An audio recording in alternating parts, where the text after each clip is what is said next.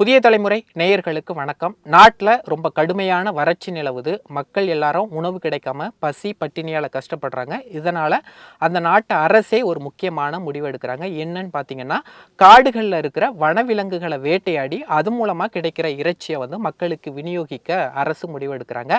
வனவிலங்குகள்னு நான் சொல்கிறது யானை, வரிக்குதிரை அப்படின்னு சொல்லி மிகப்பெரிய வனவிலங்குகளை வேட்டையாடுவதற்கு அரசே முடிவெடுக்கிறாங்க. எந்த நாடுகளில் இந்த மாதிரி மிக கடுமையான வறட்சி ஏற்பட்டிருக்கு, ஏன் இந்த அளவுக்கு ஒரு வறட்சி ஏற்பட்டிருக்கு, யானைகளை அதிகமாக குறிவைக்கிறாங்களே அதற்கான காரணம் என்ன, அதே நேரத்தில் இந்த மாதிரி வனவிலங்குகளை வேட்டையாடுவதற்கு எதிர்ப்பும் வருதே, எல்லா விஷயங்களையும் ஒட்டுமொத்தமாக டீட்டெயில்டாக இந்த வீடியோவில் சொல்கிறேன்.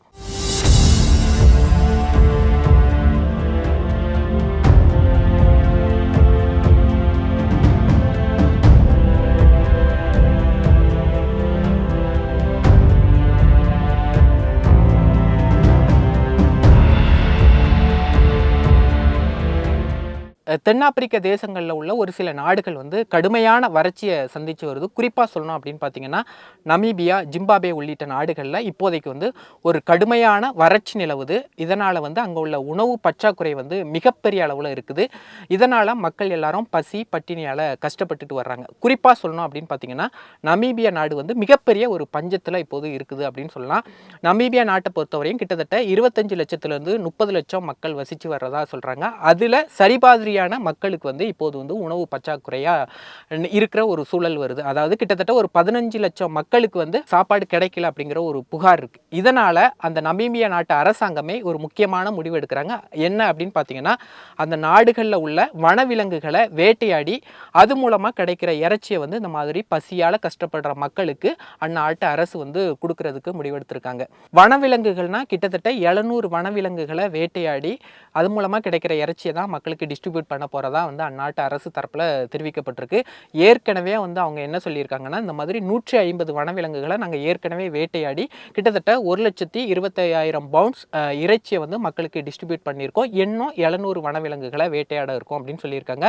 அந்த 700 வனவிலங்குகள் என்ன அப்படின்னு பார்த்தீங்கன்னா, அதில் கிட்டத்தட்ட 83 யானைகள், 30 நீர் யானைகள், 60 காட்டெருமைகள், 50 இம்பாலாக்கள், 300 வரிக்குதிரை உள்ளிட்ட 700 வனவிலங்குகளை வேட்டையாட போகிறதா நமீபியா அரசு தெரிவிச்சிருக்காங்க. நமீபியாவை தொடர்ந்து பக்கத்து நாடான ஜிம்பாப்வே நாடும் நாங்களும் கிட்டத்தட்ட ஒரு 200 வனவிலங்குகளை கொல்ல முடிவெடுத்திருக்கோம் அப்படின்னு சொல்லியிருக்காங்க. 200 வனவிலங்குகள் அப்படின்னு சொல்றது அவங்க குறிப்பாக சொல்றது 200 யானைகளை தான் நாங்கள் கொல்ல முடிவெடுத்திருக்கோம் அப்படின்னு சொல்றாங்க.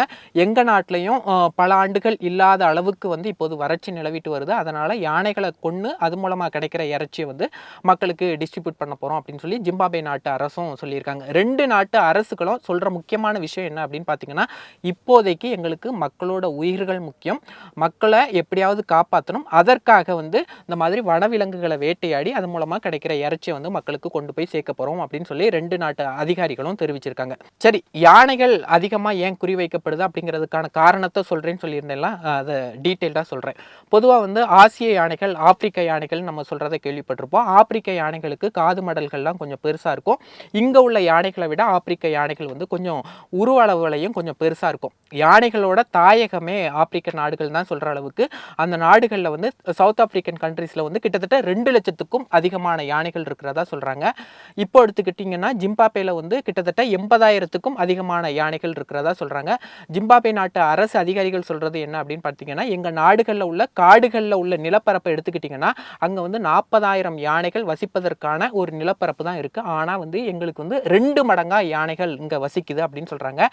அதாவது 40,000 யானைகள் வசிக்கக்கூடிய இடத்துல கிட்டத்தட்ட 80,000 யானைகள் வசிக்கிறதுனால இங்கே யானைகளுக்கும் மனிதர்களுக்கும் இடையான மோதல்களும் நிலவுவதற்கான ஒரு சூழல் இருக்கிறதா அந்நாட்டு அரசு தரப்பில் சொல்லப்படுது. எல்லாத்தையும் தாண்டி யானைகள் அதிக அளவு இயற்கை வளங்களை எடுத்துக்கிறதுனால மக்களுக்கான வளங்கள் கிடைக்கிறதுலையும் ஒரு சிரமம் இருக்கிறதா அந்நாட்டு அரசுகள் தரப்பில் சொல்கிறாங்க. உதாரணத்துக்கு சொல்ல போனோம் அப்படின்னு பார்த்தீங்கன்னா, யானைகள் ஒரு நாளைக்கு கிட்டத்தட்ட ஒரு 150 கிலோவிலிருந்து 170 கிலோ அளவுக்கு உணவுப் பொருட்கள் உட்கொள்ளும். யானை மாமிசம் உண்ணாது. அதே நேரத்தில் இந்த மாதிரி செடி கொடி புற்கள் இந்த பழங்கள் இது மாதிரியான விஷயங்களை சாப்பிடும். கிட்டத்தட்ட ஒரு நாளைக்கு 14 மணி நேரத்திலிருந்து 16 மணி நேரம் வரையும் உணவை தேவைக்காகவே யானைகள் அலையுது.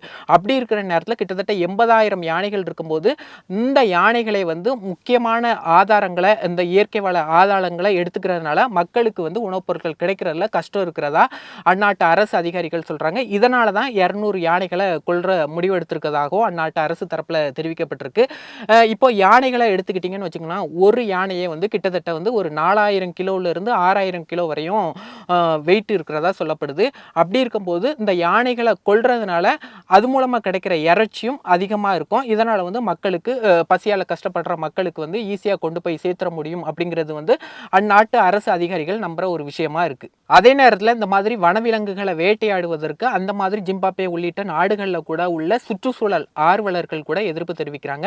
இந்த மாதிரி வனவிலங்குகளை வேட்டையாடினா இந்த மாதிரி எக்கோ சிஸ்டம் பாதிக்கப்பட்டுரும் அப்படின்னு சொல்லி அவங்க ஒரு மிகப்பெரிய கேள்வியை முன்வைக்கிறாங்க. ரெண்டாவது எல்லாத்தையும் தாண்டி மனுஷங்களுக்கு மட்டும் இந்த பூமி கிடையாது, யானைகளும் இந்த பூமியில வாழலாம், வனவிலங்குகளும் இந்த பூமியில வாழலாம், அவங்களுக்கும் உரிமை இருக்கு அப்படின்னு சொல்லி சுற்றுச்சூழல் ஆர்வலர்கள் தங்களோட கருத்துக்களை முன் வச்சுட்டு வராங்க. எல்லாத்தையும் தாண்டி ஒரு கட்டத்தில் இப்போ வறட்சி இருக்குன்னு இப்போ யானைகளை அடிச்சு சாப்பிடுறீங்க, இன்னும் கொஞ்சம் வருஷமும் இதே நிலை தொடர்ந்தா நாளைக்கு ஒரு காலத்துல வந்து யானைகளை எல்லாத்தையும் கொன்னதுக்கு அப்புறம் மனுஷங்களை அடிச்சு சாப்பிட்டுருவாங்களா அப்படிங்கிற மாதிரியான கேள்விகளையும் அந்நாட்டு சுற்றுச்சூழல் ஆர்வலர்கள் முன் வச்சுட்டு வராங்க. இப்போதைக்கு உள்ள கடுமையான இந்த வறட்சியை போக்குறதுக்கு, மக்களுக்கான பசியை போக்குறதுக்கு பிற நாடுகள்ல இருந்து உணவுப் பொருட்களை இறக்குமதி பண்ணி அதை வந்து மக்களுக்கு கொடுக்கறதா சரியான தீர்வா இருக்கும் அப்படின்னு சொல்லி அங்க உள்ள சுற்றுச்சூழல் ஆர்வலர்கள்லாம் வந்து தங்களோட கருத்துக்களை வந்து அரசாங்கத்துக்கு தெரியப்படுத்திட்டு வராங்க. சரி, ஏன் இந்த அளவுக்கு ஒரு கடுமையான வறட்சி ஏற்படுது அப்படிங்கிறதுக்கு வந்து அதற்கும் ஒரு காரணத்தை சொல்றாங்க. எல் நினோ அப்படிங்கிற ஒரு டேம் வந்து நம்ம கடந்த சில வருடங்களாகவே நிறைய பேர் யூஸ் பண்றதை நம்ம பார்த்திருப்போம். அதாவது பூமின்னு எடுத்துக்கிட்டிங்கன்னா பெரும்பான்மையான நிலப்பரப்பு வந்து நீரால் சூழப்பட்டது தான், கடலால் சூழப்பட்டது தான். இந்த மாதிரி கடல்லேயே வந்து மிகப்பெரிய கடல் வந்து பசிபிக் பெருங்கடல். இந்த பசிபிக் பெருங்கடல்ல ஏற்படுற வெப்பநிலை மாற்றத்தை தான் வந்து எல் நினோ அப்படின்னு சொல்லி குறிப்பிடுறாங்க. இந்த பசிபிக் பெருங்கடல்ல வெப்பநிலை வந்து ஒரு 5 டிகிரி செல்சியஸ் அளவுக்கு உயரப்படும் பொழுது அது நிலப்பரப்புல வந்து ஒரு கடுமையான வானிலை மாற்றத்தை ஏற்படுத்துகிறதா சொல்றாங்க. இதனால உலகம் முழுக்கவே ஒரு மிகப்பெரிய ஒரு வானிலை மாற்றம் ஏற்படுறதா சொல்றாங்க. இதனால என்ன நடக்குது அப்படின்னு பார்த்தீங்கன்னா, ஒரு சில பகுதிகளில் ஒரு கடுமையான மழைப்பொழிவு இருக்கு, கடுமையான வெள்ளம் இருக்கு, சில பகுதிகளில் கடுமையான தாங்க முடியாத அளவுக்கு இந்த மாதிரி நிலச்சரிவு உள்ளிட்ட ஒரு இயற்கை பேரிடர்கள் இருக்கு. அதே நேரத்தில் இன்னொரு பக்கம் அப்படின்னு பார்த்தீங்கன்னா மழையே பொய்ய மாட்டேங்குது, அந்த அளவுக்கு ஒரு கடுமையான வறட்சி ஏற்பட்டுருது அப்படின்னு சொல்றாங்க. இதை தான் வந்து எல் நினோ அப்படின்னு சொல்லி குறிப்பிடுறாங்க. இது வந்து பசிபிக் பெருங்கடலில் ஏற்படுற ஒரு வெப்பநிலை மாற்றத்தால தான் இந்த நிகழ்வு ஏற்படுறதா சொல்றாங்க. கடந்த 2015-16 காலகட்டங்களில் இது மாதிரியான எல் நினோ சம்பவத்தால தான் மிகப்பெரிய ஒரு பாதிப்பு ஏற்பட்டதாகவும் இயற்கை நல ஆர்வலர்களும் வானிலை ஆய்வாளர்களும் தெரிவிக்கிறாங்க. இப்போ வந்து சவுத் ஆப்பிரிக்கன் கண்ட்ரீஸ்ல மிகப்பெரிய கடுமையான உணவு பற்றாக்குறை இருக்குது. இதே மாதிரியான உணவு பற்றாக்குறை மட்டும் இல்லாமல் தண்ணீருக்கு உள்ளிட்ட பற்றாக்குறைகள் வந்து நாளைக்கு உலக நாடுகளில் எந்த ஒரு நாட்டுக்கும் ஏற்படலாம் அப்படிங்கிறது தான் வந்து இயற்கை நல ஆர்வலர்கள் முன்வைக்கிற ஒரு விஷயமா இருக்குது. சரி, இது ஏற்படாமல் இருக்கணும்னா என்ன பண்ணணும் அப்படின்னு பார்த்தீங்கன்னா, நாம வசித்து வர்ற பூமியை முறைப்படி காக்கணும் அப்படின்னு சொல்கிறாங்க. இந்த பூமியை நம்ம எந்த அளவுக்கு அசுத்தப்படுத்துகிறோமோ அந்த அளவுக்கு அது ஏதாவது ஒரு வகையில் சுற்றுச்சூழலில் பாதிப்பை ஏற்படுத்தி மனிதர்களுக்கு பாதிப்பை உண்டாக்கும், மனிதர்கள் வாழ்கிற தகுதியற்ற ஒரு இடமா பூமி உண்டாகும் அப்படின்னு சொல்கிறது தான் இயற்கை நல ஆர்வலர்கள் வைக்கிற ஒரு குற்றச்சாட்டாக இருக்குது. பூமியை நம்ம காப்பாற்றாத வரைக்கும் நம்மளால் இந்த பூமியில் சர்வே பண்ண முடியாது அப்படிங்கிறது தான் வந்து இயற்கை நல ஆர்வலர்கள் முன்வைக்கிற ஒரு முக்கியமான கருத்தாக இருக்குது.